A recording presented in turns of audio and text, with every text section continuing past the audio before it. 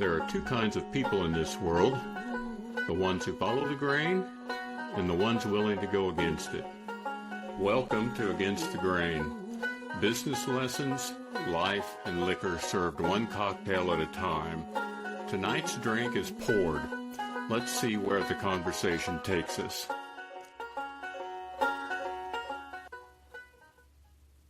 All right, so here we are back again with the Against the Grain podcast with Jon and Nic. Hey, Nic, how you doing today? And what are you having? What are you enjoying there? So I'm doing pretty good today. It's been a very busy day, productive day, but busy. And I'm drinking a Long Island right now. Long Island, wow, that's some big stuff. I know it might be a very interesting podcast today. It could be, yeah, especially if you had a little beforehand. I haven't had a Long Island in quite a while, but I love them. I do have a Long Island story. One night we were, a group of us had been going to a Fridays where this barmaid made the best Long Islands that ever had. So we'd go there maybe once a month, and one weekend we decided, hey, let's see if we can replicate what she does. So we had all these variations of a Long Island, and we were trying just little samples. And I don't know if we landed on something good or if we just had so much that it tasted really good at that point. But by the end of the evening, there were people crying, people playing the piano, people laying flat out on the floor. It was one of those Sounds like nights, a typical Long Island night. It was a typical Long Island night, but it was a long time ago. But I haven't had them in a while. I'm having, Nic, I'm having a lemon drop to martini today. There's a reason for it. I'll explain in a little bit. But for those of you that are listening in, if you go to our website, champagneshine.com, that's CHAMPAIGN.com. And take a look at the podcast. Right below the link to the podcast will be a recipe, actually, for an ultimate lemon drop martini or lemon martini. Actually, a step or two up from what I'm drinking here, which is just kind of your basic elevated lemon drop. Elevated lemon drop martini, yeah, by far. It is really delicious. So before we get going, let me just say cheers to you, Nic. Cheers. All right. So today we're going to get back on track a little bit and then kind of get back to the book Against the Grain. Against the Grain, Business Lessons from the Still is my new book. It's available right now for pre-order. The Kindle version is available for pre-order, I should say, on Amazon. So if you look for Against the Grain, Business Lessons from the Still by me, Jon Umstead, you should be able to find it, or again, go out to our website and you can find a link to it. The paperback version will be only available on the launch date. So the date that both are actually available is September 15th, 2026. But you can go ahead and pre-order the Kindle version now if you'd like.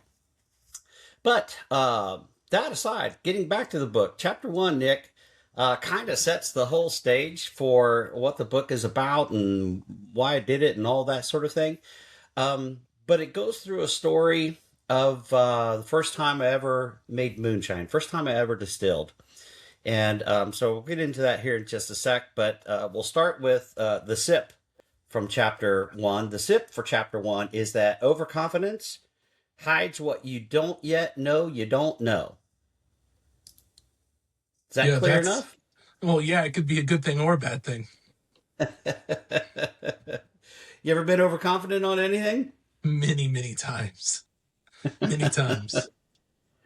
Many times. And some of those times involve Long Islands. Yeah, well, they would. Yeah. This could be one of those times. I don't think I'm only gonna have one today. But let's. Those are famous last words. One more, then we go. Right. I'll tell you what. One Long Island is about all you need. If you're having more, you're definitely going to want a designated driver. So.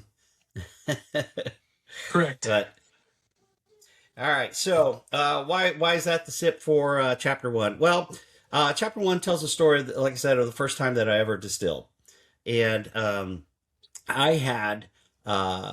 Studied, I read, I watched a lot of shows, I went to a lot of forums online and learned as much as I thought I could before I actually went out to do it. And I thought I had, all of this education under my belt, Nick, but um, what's education? What does education equal? Um, I don't know what. Well, I'll tell you what it doesn't equal. It doesn't equal knowledge, right? Education is not the same as knowledge. So Correct. Yeah, yeah. Knowledge is what you learn plus your experience. a lot of us running around with degrees and thinking that we're educated. I always refer to myself as a well-educated dumbass. So I've got the I've got the higher education and the MBA and all that good stuff. Doesn't mean a thing though. And same was true in this first time out, actually making moonshine. And we'll back up a little bit. The reason I'm having a lemon drop martini is because it's made with vodka. And um, when you are using a still for the first time, you're breaking it in. There are nasties inside of it, from the manufacturer of it, and so you run what's called a sacrificial run, and usually that sacrificial run is what's referred to as a sugar shine. And a sugar shine is just moonshine that's made from sugar, water, yeast, and some nutrients. Um, and what ultimately comes out is basically a vodka. In fact, some lower end commercial vodkas, that's what they are. They're just sugar shines that have been run multiple times, distilled multiple times, to get as neutral a spirit as possible.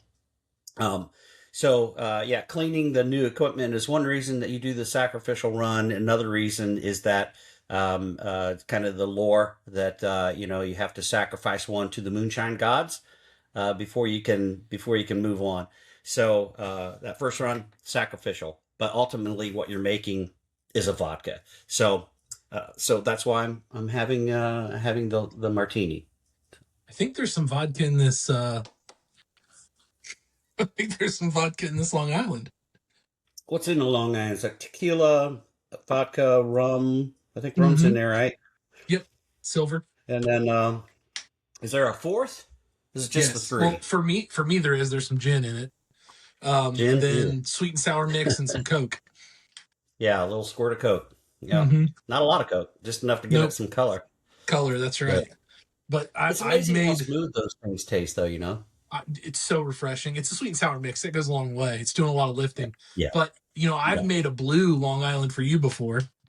Yeah, you have. That I Yeah. used blue curacao instead of sweet and sour mix, and Yeah. it was an eventful day Yeah. for I sure. recall it being a very tasteful thing to have.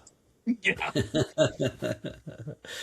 uh, all right. So, well, where were we? So, with the sacrificial run. So, anyway, Nick, that first time I made moonshine, I thought, I knew what I was doing because I had educated myself, but I didn't have any experience. I didn't have any mentors working with me. Therefore, I really didn't have any knowledge, right? I'd never done it before. And I made a tremendous error. Ultimately, ended up imploding the still, just imploded like a beer can that you squish in your hand. Made a pretty frightening sound. Made me sick to my stomach. First, it scared the crap out of me, right? And then I was like, "Oh my gosh, what have I done?" And Yeah. No kidding. dread Holy setting. cow. Yeah, yeah, pretty horrifying moment. But the kind of the business lesson here, Nick, is that once everything cooled down and I took it all apart, started looking at it, started trying to figure out what went wrong, uh, first thing that came to mind was that I didn't know what I was doing, right? And but other than that, I realized, hey, I need to talk to people that do know what they're doing, and figure this out. First of all, I need to fix what went wrong. I need to make sure I never do it again. But the last thing I needed to do was get down on myself, get angry, upset, throw that crumpled up still away and swear it off and never do it again, so in other words, I didn't need to be immature about it. I wanted to fix it and make sure that I never did something like that again. So started out by calling around, including the manufacturer, the person that made the still, to figure out what went wrong and how maybe to temporarily fix the crumpled up still so that it was perhaps usable again, which ultimately it was. Um, and why it happened in the first place, and then what not to do.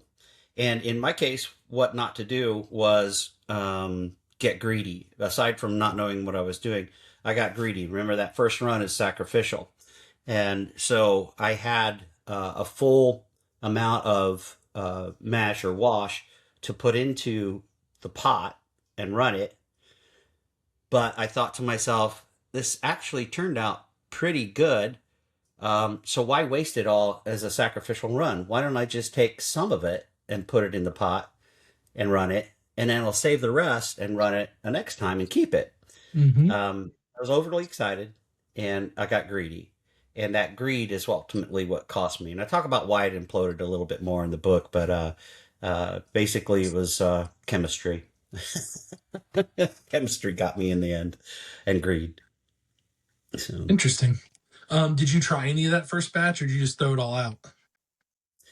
there wasn't anything really to try, because what happened was it started to distill, and then when it imploded, what happened was all the vapors that would have become liquor sucked back up into the still and crumpled it. Now, if I'd have used all of the mash or all of the wash that I had instead of just some of it, that pot would have been full and it would have been impossible for it to implode, right? But because I had so much airspace in there, because I got greedy, Yeah. there was nowhere for those, nothing to do but so. So every time you're building it, you're filling her up all the way. Yeah, most of the time I'll fill it up. I don't anymore feel like I have to, but I'm probably half to three quarters. Now, somebody that is really good at distilling, I could probably do it too. At this point, I could run a partially full pot now that I know what I'm doing. But then I didn't, and it was just a very, very bad idea. I've had a So, few of those. few bad ideas. Yep. Yeah. Care to share?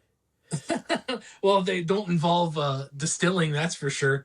But I mean, I've definitely had some bad ideas. A lot of them were on the farm growing up. Kind of Yeah. a learn from your mistakes deal. But the last one that, like, or not the last one, but the one that really sticks in my mind is my dad gave me a job once to change the brakes on a 1969 Minneapolis Moline G1000 Vista. Never done it before. I'm probably 15 I don't years even know what it old. is. Yeah, it's just an old tractor. Okay. But anyways, my dad bought it brand new when he was in high school. But he asked me to change the parking brake on it. I had never done it before. Um, Took me all day to figure out how to do it. Couple days. So probably spent 10 hours total on it. And then I two-wayed my dad on our Nextel phones. I two-wayed him that I got it done, and he said, "Hey, I need you to bring it down to a different field," because he wanted to hook a sprayer up to it. So I brought it down there, took it all the way there, and about 2 or 3 minutes, I could see my dad. He was in a different tractor. I could see him, but I started smelling smoke. Well, I'd spent the whole time putting these parking brakes on, and I didn't disengage it when I was driving, and I drove like 2 miles and burnt the brakes up. When I started Hmm. smelling it, I looked down, there's flames shooting out from underneath the wheels. So that was a definite huge learning experience. I took Uh-huh. the parking brake off, took it to my dad, and he said, "Go back up there and change them again." So I had to get in the car, go to Napa, pick up more brakes, and put them back on. Only took me like 4 hours that time though. So he didn't get real mad at you and you know call you a loser and that sort of thing. He just said, "Hey, you know what you did. Now go fix it." Well, more or less. he didn't call me a loser, but I definitely kept the retelling of this PG for sure.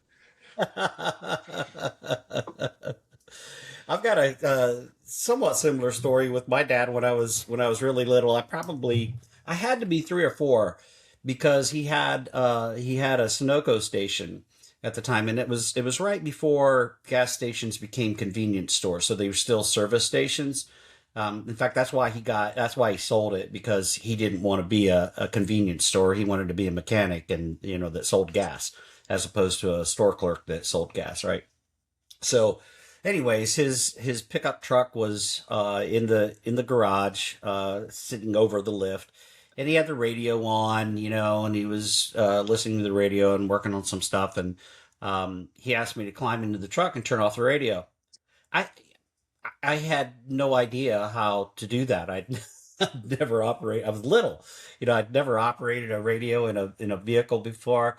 All I knew from vehicles is I saw my mom or my dad get in one and turn the key, and then pull this shift or move this shift, and it goes right. So I got in and I turned the key, and this was an older truck, so there weren't a lot of safety features in it, and he had it sitting in the garage in gear, and so that thing popped forward and slammed into his workbench. Luckily, no one was in front of the truck. Yeah, no Um, kidding. but scared the hell out of me, and I think it scared the hell out of him as well. He may have yelled at me, Nick. I don't know, but I don't remember that he did. I think I would have, because when he laid into someone, he could really lay into them, Yeah, you and I remembered it. have no huh? You would have remembered it for sure.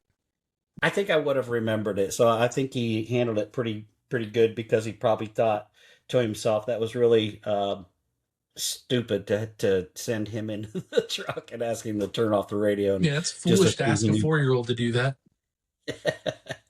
assume he knows how. So, but we go through stuff like that in work all the time, right? We're either asked to do things that we have no idea how to do, but hopefully we figure it out, or or we ask others to do some things that maybe is a stretch for them, and I think that's perfectly okay to do that, to ask people to do things that's maybe a little bit beyond their capabilities. What do you think? What's your opinion? Oh, absolutely. I mean, that's where you grow, right? I mean, when you Hmm. do things you don't know how to do and you're uncomfortable, that's how you grow. I mean, the example I gave where it took me 10 hours to do it and I turned around and did it in 4 after I had a little experience, like Hmm. I had no business doing that by myself. Yeah. I mean, I would say I was probably, for my age, I was probably pretty good with my hands, but I mean, I'd never done anything like that before. So, Hmm. but I figured it out. Yeah, that's how it goes sometimes. You have to just figure it out. And talk about that too in the book, failing fast. The one kind of good thing that came out of my catastrophic implosion experience was that I failed fast, but I figured it out fast too. I figured out, what not to do going forward, what to do going forward, and things got better quick. One of the things that I figured out was to seek a mentor, right? Because nobody wants to fail, right? We all want to be successful at whatever we're doing, and it's hard to go it alone sometimes. Some things, yeah, you can figure it out on your own. Might take a little longer than it would normally, but having a mentor that can step you through it in a non-judgmental sort of way, challenge you, but give you that guidance that you need, can really make the difference between success and failure. Yeah, I mean, I actually have a mentor right now. So my EVP for the company I work for now, he's my mentor. So right now I work in like the franchise sales essentially, and I Hmm. deal with business owners every day. And while I know I mean a lot about the wireless industry, I don't know a lot about running a business, a small business like that. And Hmm. before he was our EVP, he ran 30 Verizon stores as a franchisee. So, I mean, he gives me all kinds of insight and just things that I would never have thought of from a different perspective. So you're right. It is very valuable. He's got that knowledge, that experience that we talked about experience in the last episode. Once you have it, it's yours. You keep it. But until you have it, it's someone else's, and you hope that they will share it with you so that you can do better. I think we'll wrap up this little chit chat, Nick, with our proof. And the proof is that, when something does implode, because things implode in business all the time. The implosion of the still was real. It really happened, but it also serves as a metaphor, right? Things implode all the time. And when they do, don't assign blame, determine what went wrong, fix it, and put a system in place to prevent it from ever happening again. And if it does happen again, then shame on you and whoever else is involved for allowing that to happen again, right? But you have to also look at other people, the people that you're stretching. You're asking them to stretch beyond their current knowledge or current capabilities. If they fail in that first time out stretching, don't get upset. You can be upset with the outcome. Don't be upset with the person. Be that mentor, help them to get to that next step, and help them to make it successful moving forward. Pointing fingers does no good whatsoever. It's a pet peeve of mine. I don't like sitting in meetings and somebody is blaming someone else for something that went wrong. Generally we're all in it together, and we all fail together. We all succeed together. Yep. So that's our proof. I love that proof. It reminds me, like you said, implosions, but explosions happen in space with aliens. Mm-hmm. So that kind of just really comes full circle, doesn't it? Yeah, because I do wonder in space if let's say you're an alien and you're trying to make some sugar shine. Yep. We all know that. How happens. do you do it? Yeah. Well, they've probably got their own method, unless they're here on Earth. Then they're probably stealing your method. It could be the reason that they actually come to Earth is for the moonshine. I mean, it's possible. I think you're right. It is a possibility. Maybe that the guy from Moonshiners, what's his name? Cotton Joe or something? He's probably an alien. What's his name? You're thinking of the song, are you? Cotton Eye Joe, yeah. The guy from Moonshiners, Cotton Eye Joe. I think the Long Island's kicking there. Are you thinking of Popcorn Sutton? Yeah, Popcorn. That's it. There's Popcorn. Popcorn was dead before the Moonshiners series kicked off, but there was a character, Jim Tom, who was quite a character. I think I have a cousin named Jim Tom. Tickle, rather. Oh, Tickle. I don't know why I just said Pickle. Maybe I've had Long Island. Tickle. Yeah, there's a lot of characters from that show, but I think they might be aliens, some of them. Yeah, just so you guys know, we're going to have a Q&A board about aliens on champagneshine.com. Yeah, what episode should we review the results? Maybe episode 12 or something like that. So there's 13 chapters in the book. Maybe on episode 13 we see how people did. Yeah, I think that's good. Yeah. Maybe they get a free signed copy of the book if they find all the whatever we're going to put in there. There you go. Yeah, why not? Right. All right, Nick, I hear the music, and it is time for Nick's Smash. So, okay, cool. What do you got for us today? So today it's purposeful, just doing your job with purpose. That's really what it is about. Last week, we had a bunch of our leadership away at an event on the East Coast, and it felt really weird, eerie almost. I get 100 emails a day, and I got about 5 all week. It was very strange. And about midweek, I was like, I could do the same thing I've been doing normally, but I wouldn't get much done because there's not a lot of actions, like to-dos, because we're not getting a lot of emails. So I decided to up my, I basically just upped what I have to do every day, just to show that if anybody was looking, which I don't know if they were or not, but if anybody was looking, I wanted to make sure that they didn't think that Nick Hess wasn't doing anything last week. So basically what it is I think just in any job, people get complacent and it becomes checking the box, doing a worksheet, whatever that needs to be done, scanning inventory, whatever the case may be. But there's no purpose behind it. They're just doing it to get it done. I like to call it pencil whipping. They're just pencil whipping it. They're not really doing it. And it's very easy to tell when someone's doing that in their day to day. If you spend just a little bit of time in their business, it's just a pitfall that I'm pretty passionate about. But really what I do every day before I'm about to do a visit or have a meeting or a sales call, whatever the case may be, I like to have what I'm going to cover on whatever event I'm doing. So if it's a store visit, I want to be very intentional in my approach about the things I'm going to cover so I can check them off and make sure that I actually did it. I know that I just use check off as in a checklist when I said don't just check off the check marks.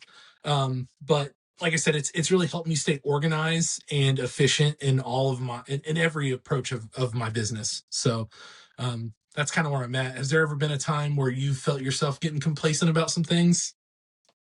Sure, all the time, all the time. I don't want to get complacent though, on a couple of bits of feedback for you on this. So one, Chekhov was also a major character in Star Trek, so It's true. the alien connection there. I like your term pencil whipping. That I like that one. It makes me chuckle. I like it. And I want to get nerdy on you for just a second because you said do things with purpose. And one of the things that I always talk about is that you need to have a vision. What is it that you envision whatever it is that you're doing ultimately being? So that's kind of your vision, right? That idyllic future. And then your mission is what you do. And then your purpose is why you do it. And a lot of times those three things get kind of jumbled up as one, but they're actually three different things: vision, mission, and purpose. And purpose is just as vitally as important as everything else. It's that why am I doing this in the first place? And if you don't have a purpose with whatever you're doing, then you have to question why you're doing it. Agreed. And if you need to just do things to show that you're doing your job, you should probably have a discussion with your direct report and ask what more you could be doing. Right. I've seen it 100 times where people think that they know what they're doing in the job. They start slacking. I don't know if I would say slacking off. They just start being pencil whipping stuff. And then they just get caught off guard when they get in trouble or lose their job. Like I've seen it. I'm sure you've seen it too. You just got to be you got to be disciplined. Yeah. It's really what it is. Yep. Yep. Agreed. All right. Nick Smash, do it with purpose. That's a good one. Appreciate that. All right. And that then, Nick, will do it for this episode of Against the Grain. So again, folks, go out to champagnechampaign.com, CHAMPAIGN, shine.com. And get in touch with us. Let us know what you think. If you've got if you've got an idea for an episode or an alien story, give us a jingle. Let us know what that is, and we'll work it in. All right. What's Anything that else one Nick, guy before we that close out? who's the guy that was coast to coast FM guy? Robert Norrie or something? Like talk about aliens on it. He's our next guest. So All right. Sounds good. Yeah. You gonna line that up? Yeah, I'll try to get him on. We'll see what happens. Hey, you never know. Yep. All righty, sir. All right. Well, thanks very much. That's it for this episode. See ya. You forgot to say "consider it mashed." Consider it mashed. That seems to be your catchphrase. You threw that out randomly the last couple, so maybe you've got to do that every time. Yeah, you're right. I can't go away from it. That's right. All right. Let's close it out. See you guys. And Consider it mashed. there you go. All right. Thanks, Nick. We'll talk to you later. Yeah. See you. Business lessons, life, and liquor. Until next time, stay honest, stay curious, and never be afraid to go against the grain. And remember, life's about choices.